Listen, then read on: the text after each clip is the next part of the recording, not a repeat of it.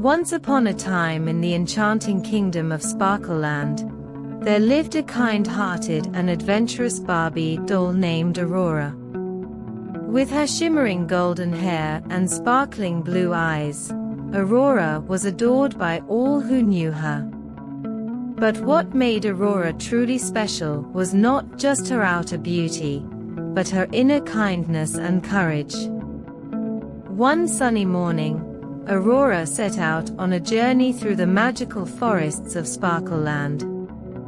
Along the way, she encountered creatures of all shapes and sizes, from fluttering butterflies to majestic unicorns. As she ventured deeper into the woods, Aurora stumbled upon a small village, where she met a group of woodland animals who were in great distress. The animals explained that their beloved home, the Enchanted Grove, was in danger. A wicked sorceress had cast a spell over the grove, causing the once lush and vibrant trees to wither and die. Without the magic of the Enchanted Grove, the animals feared that their home would be lost forever. Moved by their plight, Aurora vowed to help the animals save the Enchanted Grove.